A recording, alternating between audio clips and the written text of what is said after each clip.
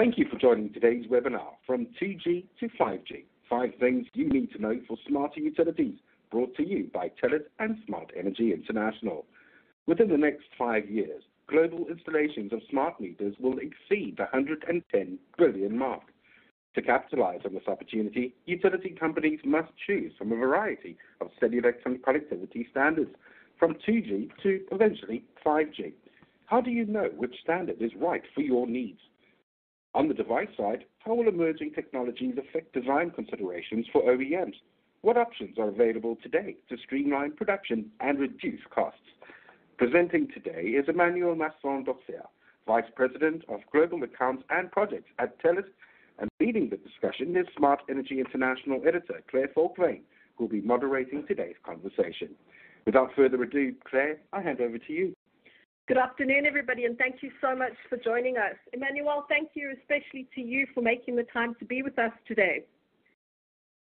Hello, welcome. Before we get started, I was wondering if you could possibly just give us a quick overview of where you see the smart utility market heading in the next 5 years. So honestly speaking, it's always difficult to predict the future, but I would say due to the time needed to fully deploy the nationwide project, like the utilities ones, I would say almost like today, but with the completion of a lot of ongoing deployment started. So for example, if I start by my country, in France, we are currently deploying a Linky meter, PLC based, and we can hopefully think that in 5 years from now, everything will be completed.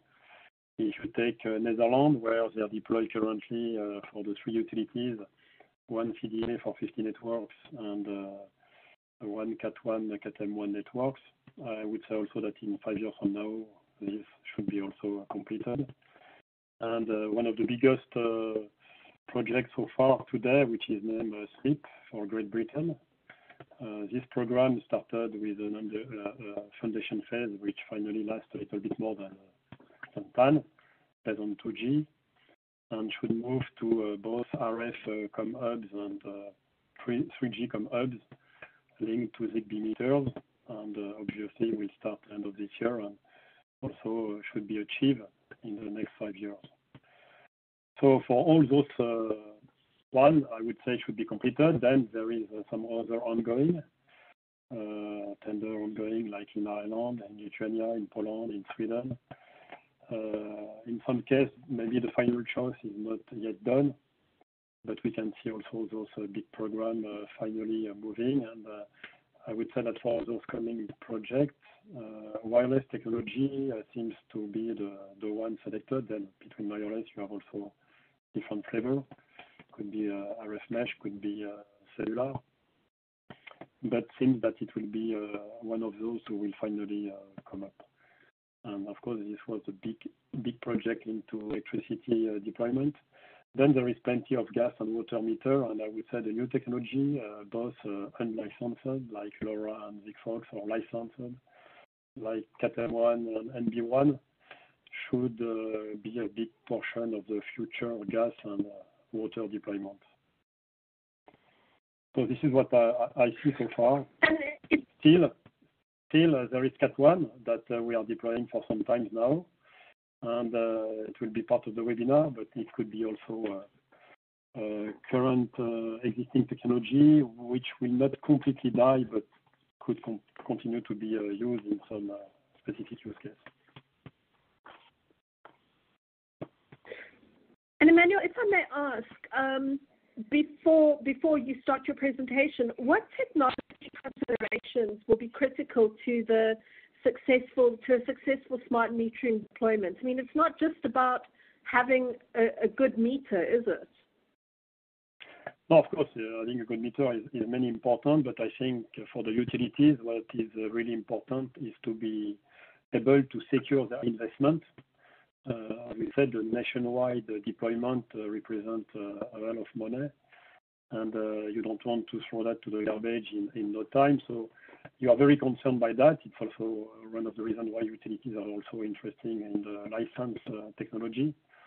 because it's also a way to be sure that they put money in a technology which will last and will be also with some quality of service, which they of course expect. So I think securing the investment is important, and in that regard, what we will discuss today regarding the LTE low categories and the evolution to 5G is of course key. I would say a second important consideration is of course linked to security of the network. And I think the cellular technology has proven for decades now that it is a secure network, regularly evolving, implementing new security features. And this is clearly a second very important point. And I would maybe add a third one, which is for any big deployment, of course, to have a cost-effective solution. And again, this is also what we try to address today with some solution today on the market or on the way to be launched, and maybe tomorrow some could come to try to be cost-effective. So it could be in twofold: reduce, of course, the capex today that you need to invest in, but also maybe think of additional value-added services you can take advantage from your big network to increase also your revenue. So this is the three main considerations I would highlight for today. Well, if I had my way, I'd probably spend the whole afternoon asking you questions, but I know that you have prepared a presentation for us, and I think before I get too wrapped up in questioning you, let's move over to the presentation, and we can always come back to the questions a little bit later. Just on that note, ladies and gentlemen, if you would like to provide any questions or have any questions for Emmanuel, please feel free to post them in our Q&A box, and we will be sure to consider them when we do our question and answer at the end of the session. Emmanuel, I'm going to hand over to you now. So thank you very much, Claire, and hello to everyone. Welcome to this webinar. So in today's webinar, we will try to tackle these five topics. How seamless technology improve a smart meter and reduce cost. What utilities can do with a bigger data pipe to the meter. How new module technology is meeting the need for smaller devices. What utilities will be able to do with 5G. And why 2G will remain viable for smart metering, of course not for the very, very long term, but at least for the coming years. So as you know, the SIM in the cellular network contains MNO credentials which allow the devices to connect to their cellular network. So far, when you want to change credentials to move to another MNO, you've had to change the SIM as you do with your mobile phone. But as you may also know, the GSMA launched a new initiative named EUICC to allow companies to change the subscription over the air without changing physically the SIM itself, which paves the way to think about a seamless technology. So cellular technology is competing against other technology in this market, like PLC, RF mesh, LoRa, Sigfox, and the business case is compared to those other technologies when utilities have to make a choice. So getting rid of this capex as well as some of the OPEX also will surely position better cellular technology in front of the other technologies, but still keeping a high level of security in mind.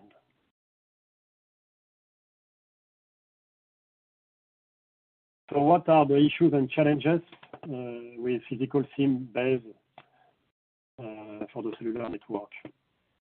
The cellular IoT market is evolving from 2G to initially the Cat3, Cat4 LTE categories when we firstly introduced LTE, succeeding to the 3G network, and now facing the good idea to split this LTE network between high category to continue the road for the consumer, bringing more throughput, but also taking more into account the existing, what's called before M2M, but IoT needs, and thinking about lower category to reduce the complexity and such reduce the cost. The physical SIM for NB-IoT and Cat-M1 are becoming irrelevant. Why? Because above all costly compared to the cost of the technology. And as said, to introduce this topic before, if the cellular technology want to compete, we need to reduce the cost compared to other technologies for point-to-point meter connection. And utilities solution provider are looking for all of these bullet points you can see: lower cost of ownership for the meter and the smart grid device, improved form factor, global interoperability, security, of course, but also to streamline their logistics, which is part of the total cost of ownership, and not forgetting about the quality of service, which is, of course, always an issue, especially when you compare the cellular technology to other technology.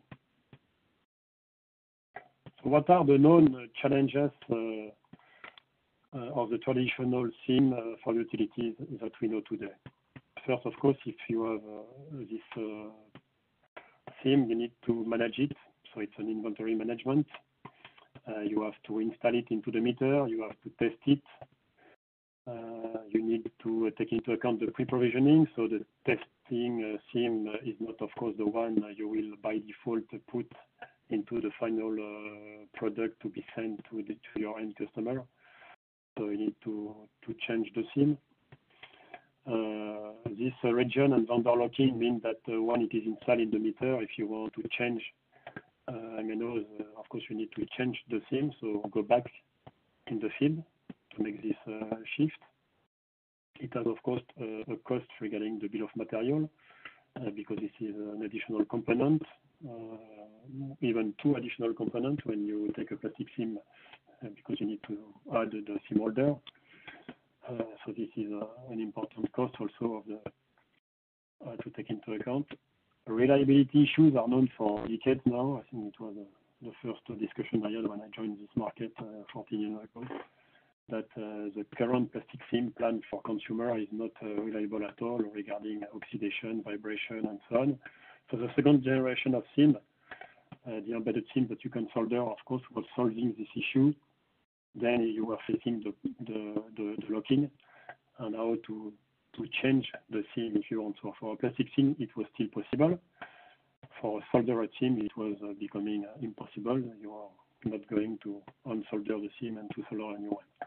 And that's why this UICC feature came from the 3GPP to be able over the air to change it. And the final one is, of course, form factor limitation. The size of the SIM is regularly reduced, at least for the consumer. Not so sure for the industrial customer because you have the ruggedized SIM to be able to work into within a very tough temperature condition, below the minus 10 and above the 55, when for the consumer it was between 0 to 45. So it was very tougher condition that you need to take into account to bring some solution to the industrial customer. So then what I want to discuss is the current process you are having with the current SIM. So if you take the process, in fact, you have 4 steps. And you start, of course, by the building of your product. But when you have built this product, of course, you need to be sure that everything is working well. So you need to put inside the product a physical SIM to make all the tests on your test bench to be sure that everything is properly connected and work as expected. And then, of course, you move to the third step, which is the customization, because this product, a smart grid product or a meter, you will send it to a utility in a country, depending of the deployment, it could be a specific MNOs, could be many MNOs, could be MVNOs, mobile virtual operators. So you have a lot of different possibilities. And of course, you need to put another SIM, which is the one expected. Either you put it in the factory if there is one MNOs, or by default you put one, but then it could happen that you need to change it. And then, of course, you ship. So what is the difference with the solution that Telit want to provide to the market, which we name SIM-wise, is in fact that you get rid of the two steps in the middle. Of course, you still need to manufacture your meter, but you can get rid of the test and customization step in a way that the profile which is embedded into SIM-wise could be either already the final profile, if there is one MNO at the end, could be a Telit SIM profile to perform the test, and then all the tests done, you can ship directly, no need of customization. You ship it directly to the field. So what are the SIM-wise advantages? So what is exactly, by the way, SIM-wise? So SIM-wise is a secure application, part of our module, leveraging the advanced security and cryptographic capabilities of the module SoC. And this is done in order to host the different functions of the SIM card. So all the credentials of the selected partner are securely stored on the module. The functionality does not reside in a dedicated chip in the module. This is part of the chip of the module, so not an additional SIM soldered into the PCB of the module. And the management of the MNO profile can be done remotely. And this is built on industry standard, which is because we support the GSMA 2.1 OTA remote provisioning architecture for UICC. And the modules are personalized in the secure production facilities. And what you have to know regarding the SIM-wise solution of Telit, that it is not only done by Telit, it is done in partnership with IDEMIA. And for those who doesn't know, IDEMIA is the new name of a merger between two French companies in this field, the former Ouverture Technologies and Morpho. And those two companies have merged into one, which is now named IDEMIA. So we just rely on experts in security, experts in SIM management and SIM deliveries to all the MNOs of the world. This is a very close and strong partnership between our two companies to bring to the market a very secure and cost-effective solution. Another process we can review together is, for example, when you have your meter shipped to the field, you install it. And you need to configure it. And what happened in various deployment, local, nationwide deployment, that utilities have contracted with the main local MNOs, which means that they could have up to 3 or 4 SIM to embed into their meter. And of course, when they choose between the different MNOs, they try to have the best connection, so the best coverage at the meter, because meter being fixed, you need to be sure that the coverage is good. So that means you take your SIM and of course you scan around the meter and to check what is the best level, RSSI level, and when you have it, of course you put the right SIM. So that means that at least in the field you need to have some skilled technician to be able to do it. So what SIM-wise can provide to your deployment is in fact to skip the last configuration phase. You of course still need to ship your meter and to install it, but because the installation can be done remotely, and because you can even have several profiles within SIM-wise, the meter can automatically check what is the best configuration and put the dedicated profile to have the best coverage and the best signal. And then in that case, you don't need to send to the field a skilled technician, but you can have just installer. And when you look at the number of meters per day, that is a big nationwide program need to reach. Sometimes it seems crazy, but that means that it is obvious that having a less skilled crew is surely easier to find than hundreds of very skilled technicians to manage everything. So this is what another process that is streamlined by the solution based on SIMWISE. So to sum up the SIMWISE benefit for metering market and utilities, you can, of course, replace a default profile in the meter remotely, which is very important, cost effective. In some countries, by the way, you are not allowed to have permanent roaming, which could be a solution if you contract with a mobile virtual network operator. So in that case, you need really to have a local SIM, and you can, of course, easily move from one to the other with SIMWISE over the air. You can have multiple subscription, which means that depending on the quality of service, depending on the pricing, depending on many things you want to do, you can change over the air rapidly. You reduce the SIM inventory, the setup cost and the servicing cost because everything is already embedded into our module.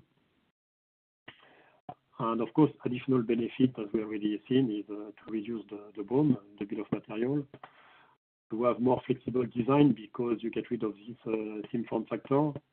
So you can reduce the size, you can be maybe more creative in the way you design everything. This is something which disappears from the design. You increase the reliability. If you have a SIM plastic, of course, you have no card holder. There is not this issue linked to the SIM card with the fact that they move, vibration, depending, and so on. And what is important still to mention that SIMWISE having the SIM inside the module doesn't mean that you cannot continue to have an external SIM or an additional SIM on the PCB, even if it is a solder-on one. We manage, of course, both.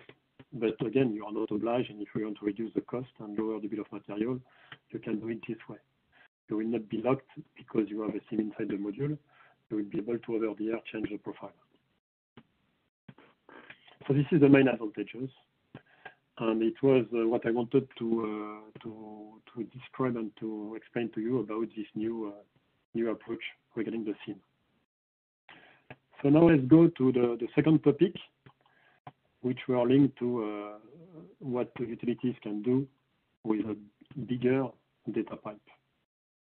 So again, bigger data pipe doesn't mean only to have a higher throughput, but also to have lower latency. And I just keep these two main parameters because it's addressing different use cases that we can go through.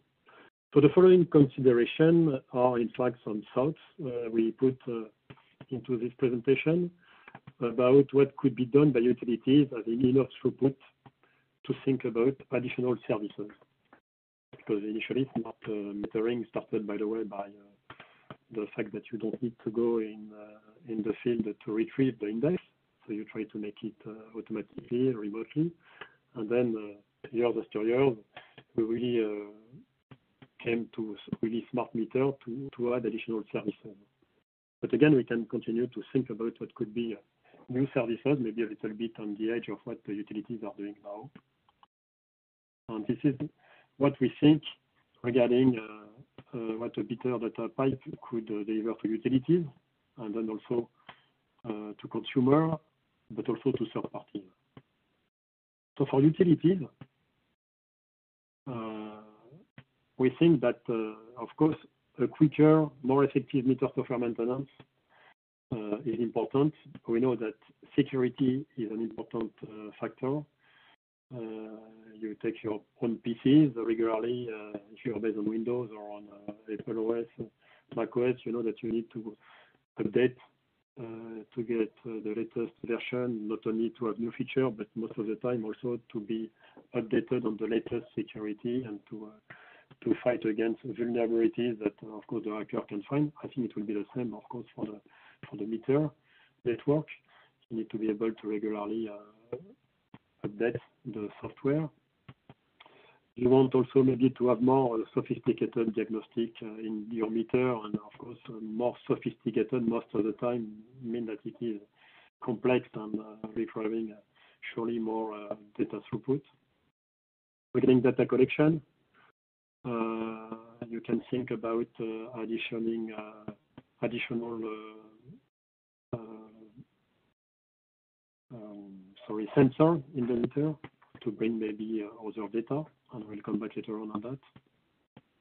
We're getting tamper detection and alerting, which is of course an important concern of the utility. If you want to implement some solution, could be also in some case data consuming. This is to keep in mind.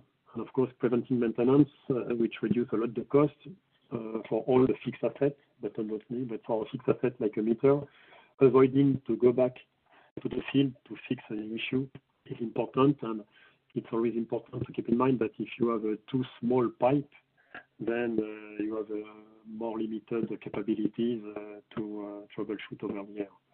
So the preventive maintenance is an important part to take into account when you deploy millions of fixed assets. Then regarding consumer. The consumer is an important consideration that all the big smart metering implementation are taking into account. There is a lot of concern by consumer that the smart meter is spying you, is not bringing you what you could expect. In fact, only constraint and no advantage. So it's very important to try to bring a new feature, new services to the consumer, and to make it a success of all these deployments. And by the way, some current programs, if you take the big Great Britain SMIP program, where it's delivered together with ComHub and ZigBee meters on display, which allow in fact the consumer to witness the direct benefit of their actions and consider that it is really useful to have this kind of meter and that it brings more advantage than constraint. It makes a big difference for the success of the deployment. We have the same sometimes concern also, I heard that in France regarding Linky, that could be a dangerous meter regarding radiation or whatever. So there is a lot of concern as soon as a new technology is coming, and it is important that at least in the mind of the consumer, advantages are really important and can completely shadow the disadvantages they thought in first step, which are sometimes not disadvantages at all. And then subscription, of course, to use the additional bandwidth you can have to think about other services like an emergency backup of the current internet service provider you have. I would say that every home doesn't have electricity, obviously, in the world, even if most of it, but not all. But the reverse is that every home having electricity could have an internet access if wished. But in some cases, it may be too costly, and as there is a meter with maybe additional bandwidth, could be also used not only as a backup plan or emergency backup, but also maybe as a primary connection. So all this is possibilities to think about, but it's possibility that the technology provides if you have a bigger data pipe. And then the last for the third party, this is something which is interesting to think about when you think about data brokerage for aggregate data. So what is data brokering? It's a business model that explores the value of aggregate data that the utility either already has or could start to collect. In fact, data in the aggregate has a lot of value to third party. And if you make a parallel with, for example, telematic service provider, or if you take the car, the data speed, the data collected regarding the speed of the SIM embedded in our phones moving over roads are a good indication. It's of course anonymized, so nobody knows that it is you, but you are part of the full picture. And MNOs can sell this data to companies who want to sell suppression regarding traffic alert, congestion, that give a really clear picture. And I assume if you test yourself, you can see that with all these specific services that you can have on very known map application, it's very accurate. And as soon as it starts to be red, you really start to stop. And if it is orange, you slow down, but you're still moving, but not very fast, not as when it is green. So this is really something that could bring a lot of value. And in case of utilities, they already have aggregate data on consumption patterns in the aggregate. So it is true that they can already use it, but they could also think about areas of the cities that consume more energy per person than another. They could point to more affluent families. So that means that consumer product companies could find substantial value in understanding these specific areas to target specific campaigns down to street level. So again, you are not giving a specific profile of a dedicated house, but you are more anonymously giving at a district level or a town level, and it can bring value to some services that consumer product companies could think about. And that means that each meter could be manufactured with additional sensor like temperature, humidity, noise, vibration.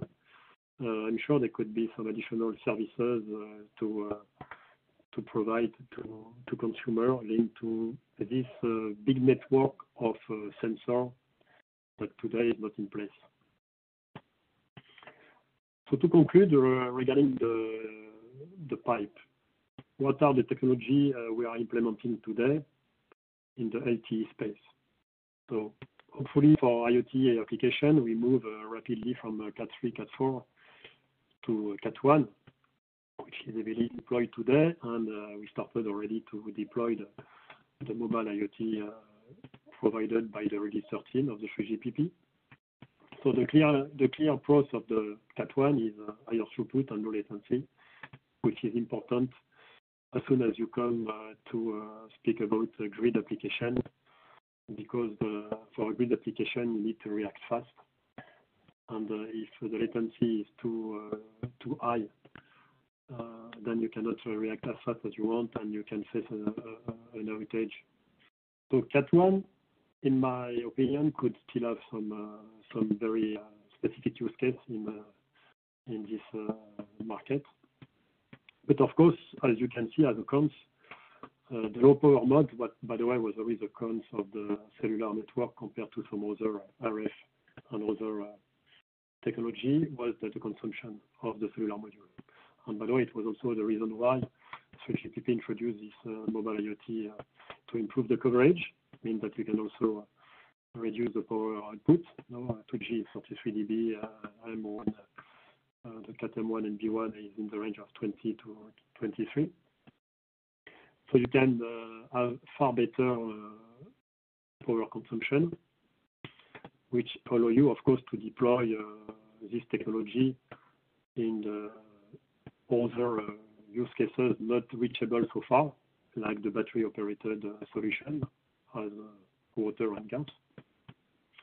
But as you can see also, of course, the throughput is not that great.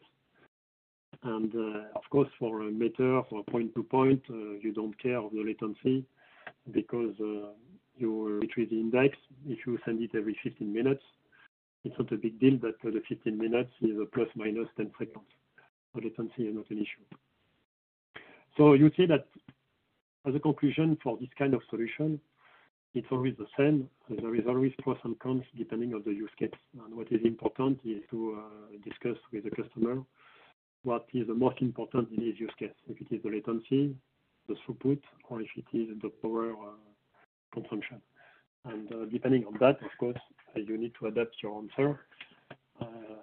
As a technology provider, we also rely a lot on the standardized. We also rely on non-standardized, like LoRa solution or wireless and bus. So we are providing all this kind of solution also, and we are there to advise the customer what should be the best solution in this case.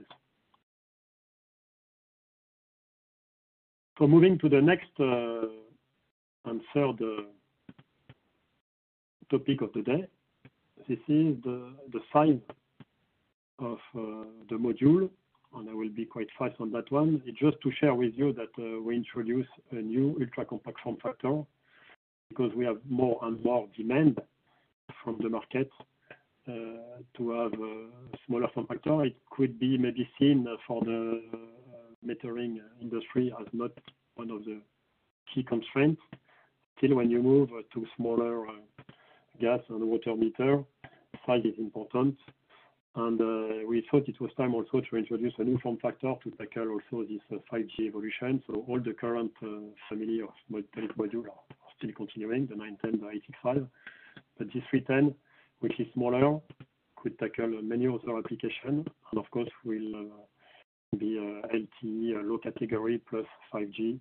We are even starting with the 2G because 2G is not dead, as you will see in the last part of the presentation. So why smaller form factor? Sorry.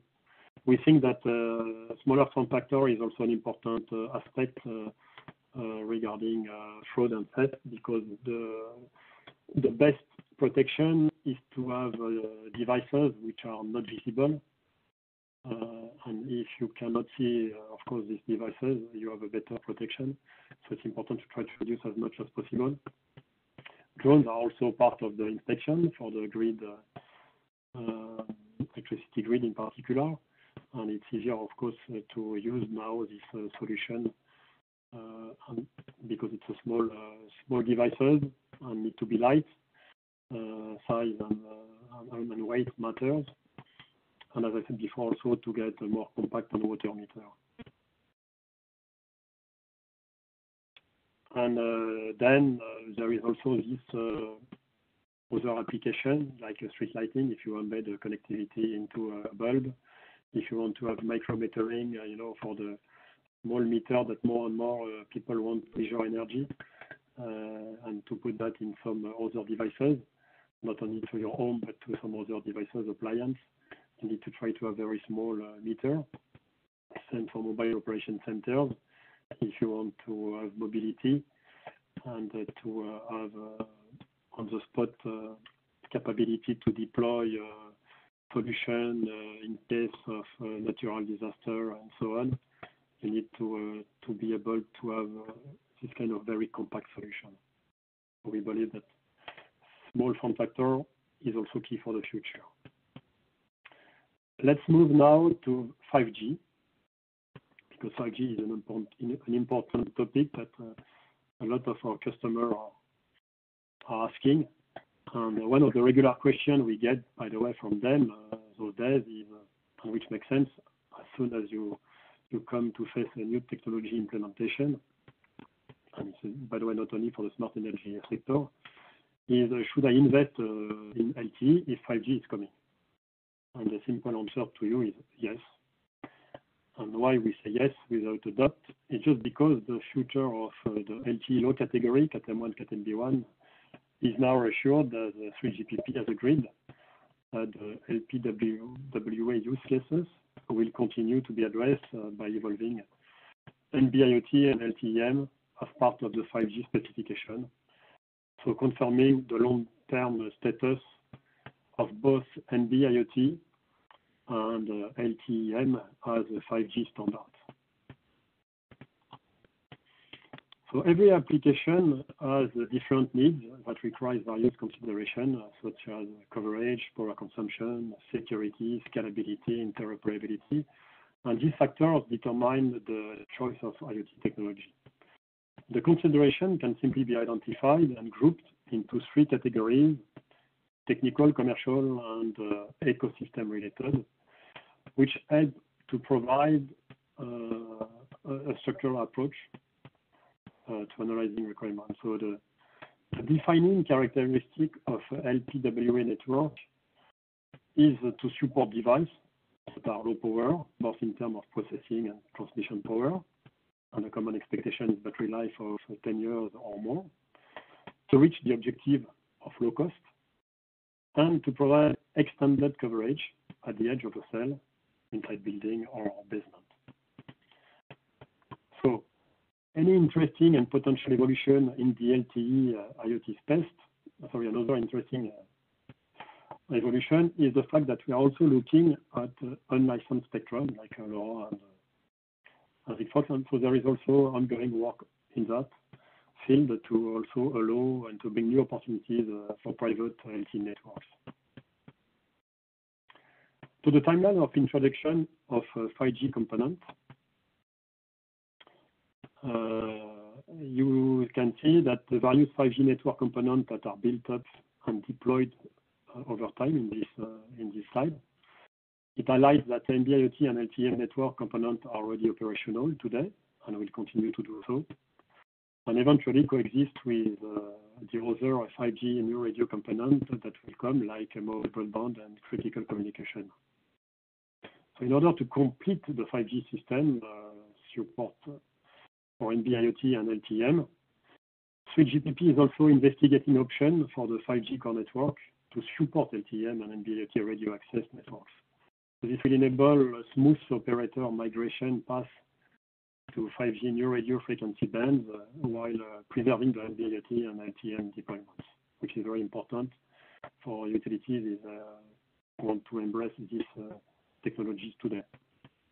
And according to GSMA, as LTE and NB-IoT will continue to evolve from where they are now in LTE to 5G. This is the standard for what is known as massive IoT, what you see in this picture, and where we have the smart meter. So this is an important notion because it clearly states that the path being adopted today by utilities with NB-IoT and LTE is the correct one and will survive in the future. So I need maybe to speed up a little bit. So not to take too much time on that because what maybe you can think about that there is two main opportunities, which is massive IoT, where smart meter, smart cities, smart agriculture lies, and mission critical, which is also what we more see regarding the new radio 5G, which will bring, of course, better latency and additional throughput. We also maybe skip a little bit this one, which is the standardization timeline, just to show you here that the process is long and evolving.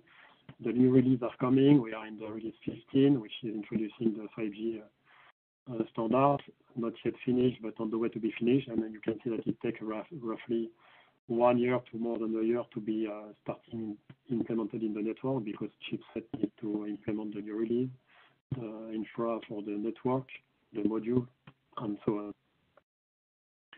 Then those are the three needs that you will see regularly when we talk about 5G with the acronym EMBB, UMTC, and MMTC. So one is massive content, which is what we see as the broadband, where you have a lot of throughput. You can bring video, all the exchange of big data file, video file. Then the massive control is more linked to the critical low latency, so the people, the blue light, the people who need low latency, ELs, this kind of thing, autonomous driving, where you need to react in no time to any event. And then the massive sensing, where we lie as smart meter. So what the 5G technology is providing to us, in fact, and linked to the technology, again, I will not spend too much time on that.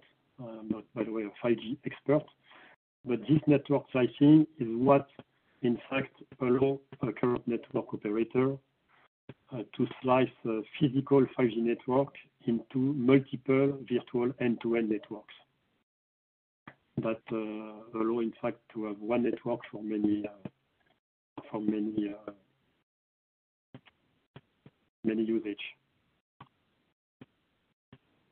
And then if you look at what is specifically done as a usage for smart utilities, that you see that you have per use cases some application that could make sense for you, coming from advanced metering, code generation,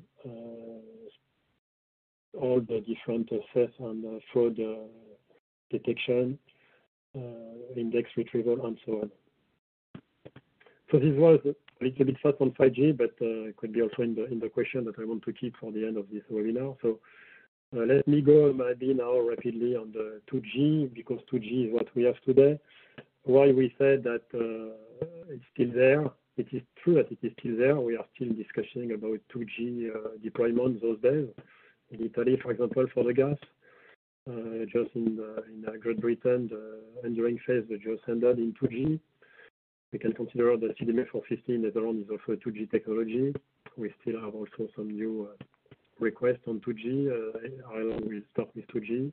There is some demand also in India. So there is plenty of other 2G. So it's not completely done. And as you can see in this slide and this ABI analysis, that 2G will reach the peak in 2022 only. And only after 2022 will decrease. So that's why also what we have done as Telit is with our 2G module, mainly based on 865, where we launched the fourth generation this beginning of year. We pave the way to move easily to the low LTE category, CAT-M1 and CAT-MB1 with the current 865 form factor, and also introducing, as I have mentioned before, the 310. So this is it, just to take the key takeaways from this webinar and to let you some time. The 5 key takeaways are listed there. I will really emphasize the 2 first, because the 2 first are important for this low CAT category, LTE, N, and NB-IoT.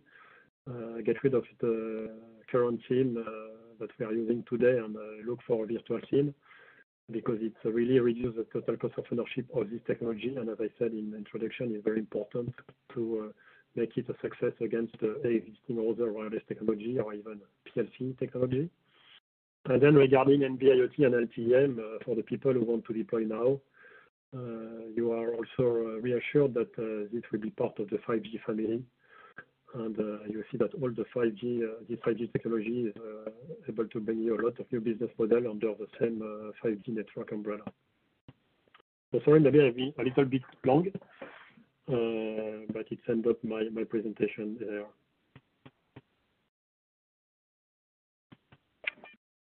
Thank you very much. We have had quite a number of questions that have come through, which I think is always a good sign, because it means that your presentation has definitely evoked a lot of interest. And I'm going to start off with one from Miriam, who is writing from Germany. And Miriam wants to know, why is reducing the size of the SIM a challenge for utilities? She says with regards to the, why is reducing the size of the SIM? Why introducing the size of the? Of the SIM. Why is that a challenge for utility? Sorry. The SIM, I'm assuming here that sorry, I'm assuming here that she's referring to the size of the SIM card. Sorry, it's my accent. No, but okay. What I don't understand is why it's a challenge. It's not a challenge. It's I don't see it. I said it. We make it not a challenge. It's not. It should be a consideration rather than a challenge. Because the size of the SIM is not by the way only the size. It's also all the process around the SIM. I mean, having no SIM or having the SIM part of the module, because you can, of course, not get rid of the module. You need to connect to the cellular network. But having this burden disappearing from the process, from the BOM, is more a consideration than a challenge. The challenge is addressed by Telit. We offer you this solution to cope with this consideration. Well, then, keeping with the subject of the SIM, Ariane has a question, and that is, if we go SIM-less, who can change the settings, OTA, and how? No, to change over the air the settings is managed by the 3GPP standard that we are following, 3.1. So the mechanism of AUICC is standardized, and it is what Telit is implementing in SIMWISE. So this is securely done. We are doing it also thanks to the partnership with IDEMIA, using their secure platform, and to push this credential securely into the secure part of the chipset into our module. Okay, then Arnaud wants to know. Well, he says here 2G is rumored to be out of support from operators, or that operators are going to not support 2G in the future. Do you have any idea or of when that might actually happen? Yes, in fact, the difficulties we have in Europe that we have plenty of MNOs, because maybe we have in the range of average 3 to 4 per country, with many countries, compared to the big US with 3-4 MNOs. And so each MNOs, of course, have their own agenda. But we receive many times the feedback from MNOs that 2G evolved to 3G for consumer purpose, and 3G evolved to 4G, to LTE, high categories now for consumer purpose only. But now that we split the LTE into the low category for IoT and the high categories for consumer, in the middle, as we still started the IoT based on 2G, which was the first generation of cellular, there is plenty of existing deployment and device in the field. And in fact, the concern of the MNOs is to get some bandwidth for the consumer. And they start to recover this bandwidth from the 3G network, where most of the consumers have moved from the 3G mobile phone to 4G LTE mobile phone. So we see more the shutdown of 3G appearing before the 5G. And regularly, we have this 2020 as a 3G sunset, when 2025 could be the 2G sunset. And by the way, what we're also doing to ease the task of our customer is to embed by default in one of the flavors of our module a 2G fallback with LTE low category, because then today they can deploy on 2G if they want, but then their device is future-proof for the LTE low category as soon as the 2G will sunset. And is it possible to retrofit an existing 2G device? So a 2G device is hardware based, so if it is a 2G device without any LTE capabilities, you don't have the possibility to do it. The LTE capabilities need to be embedded into the module as LTE capabilities. So that's why I was saying that if today you take a current Telit module with a 2G fallback, you can start to use it as a 2G, and then you can consider that yes, it is already LTE ready as soon as you will move to LTE and as soon as the 2G network will switch off. Okay. Now, I've got a couple of questions here with regards to SIMWISE. So I'm going to ask them I'll ask them individually, but these are all related to that specific topic. So the first one is from Cecile, who asks, could the SIMWISE solution also be used to allow a swap from 4G to 5G without replacing the meter? So I would say for that one, I'm not the expert of SIMWISE. We have some experts who are dealing with that, and I would say it's good to take this question maybe after the webinar from the people who want to discuss with us about this consideration. Okay, so Cecile, somebody will be getting hold of you to continue that question. And then, okay, so still continuing with the SIMWISE topic, for SimWise, are the MNOs ready for eSIM, and are the platforms ready to allow the benefits of SimWise? I think the platform we are using, as I said, is the IDMEA platform. IDMEA has contact with all the MNOs in the world for years, and if not decades already. So in fact, we rely on them also to have and to discuss about our solution. I would say that SimWise allowing EUICC. EUICC is not adopted yet by everybody, but everybody is coming to that. So I would say month after month, we have more and more MNOs joining our solution. And of course, what we can see for the future is that as long as we move to that future, there will be more and more, because it is the direction of this market, to be able over the air to change and to shift from one MNO to the other. Okay. Then we have another one. Cost optimization is obvious with SimWise. However, does it not replace the dependence on the operator with a dependence on a manufacturer or a vendor subsystem? No, so again, SimWise without the UICC mechanism, of course, will be a lock-in with MNO as it could be today with soldered SIM without any UICC mechanism, or in a way with a plastic SIM, because yes, you can remove the plastic SIM, but use the cost to go to the field to remove the plastic SIM. It's also maybe a locking, which is in theory not a locking, but practically yes. So SimWise is really a solution where EUICC is implemented. So that means that over the air you can unlock what you are with one MNOs to move to the other one.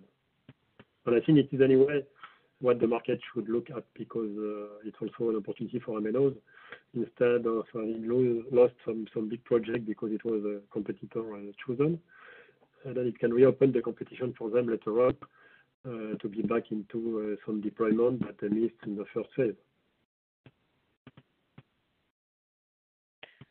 Okay, thanks, Emmanuel. I'm going to move on now to some of the other more general questions that we've received. And the one is, what is the definition of NB-IoT and LTE-M? Well, the definition is, NB-IoT is narrowband IoT, and LTE-M is linked to the category, the evolution of the LTE existing network to move to a lower category, lower throughput. So those are the definition standardized by the 3GPP in the release 13 to start with, and which continue to evolve with the release 14. But those two low category have been really designed to address the concern of the low power consumption that was preventing some use cases, like the battery powered use cases, to be part of the network. And we have another SIM question here, and this is from Tom, who wants to know, is not the term SIMless misleading, given that the SIM functionality still exists and the change is just virtualized and hosted in either an embedded form factor or secure enclave? Oh, yes, so the question is? I guess Tom is basically just wanting to know, when you say SIMless, the implication is that there is no SIM, but effectively SIM again, is... Yes, exactly. There is no SIM as we know it today. Either it is a plastic SIM or a chip SIM, a soldered SIM. But there is the equivalent of the SIM into the secure part of our module, just to keep the secure advantage that you have with the SIM, which has also a secure part. So in fact, instead of duplicating the secure part that you can have in a SIM and in the module, we are using the secure part of the module to put all the credentials. And yes, seamless means that there is still the hardware of the module with the secure part, but there is not an additional SIM with the secure part. Okay, so I guess basically it just means that there's one less thing that can get lost or go missing, or it has to be kept in strict control. Exactly, and that's why we are relying on the platform of IDEMIA for all the secure provisioning.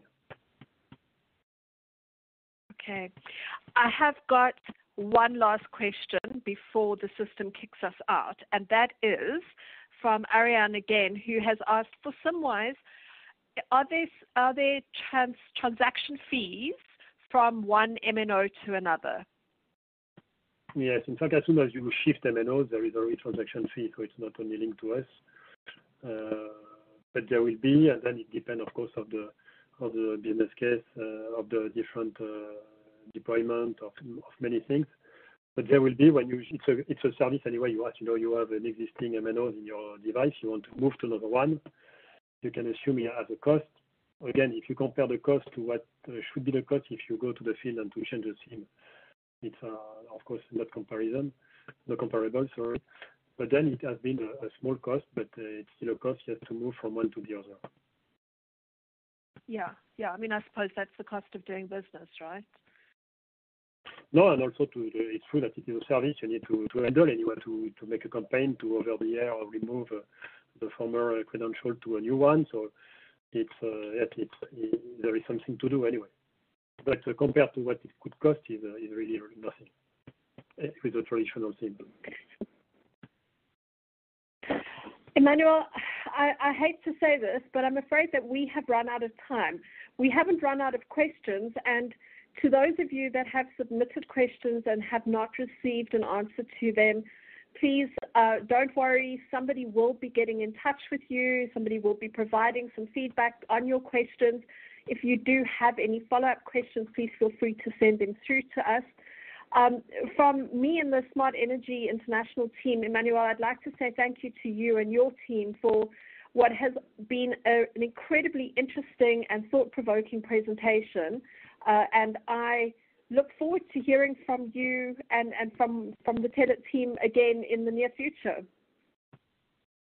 Yes, so thank you also to you and for your nice welcome and nice support during this preparation. And we also are continuing our collaboration to provide to your audience additional webinar. Thank you so much. Philip, I'm going to hand over to you. Well, thank you very much, both Claire and Emmanuel, for a very deeply interesting and insightful conversation. The sheer scale of the possibilities and the ease of adoption that 5G puts the technology within easy reach. And the future, thanks to today, feels even closer than it did before we had this conversation. Also, thank you to our audience for joining us in today's conversation. As Claire said, if we haven't addressed your questions or thoughts as yet, experts from Telit will be in touch with each of you who submitted questions through the discussion. Now, from the team at Smart Energy International, we thank you for your participation. Be sure to keep abreast of upcoming webinars on smart-energy.com.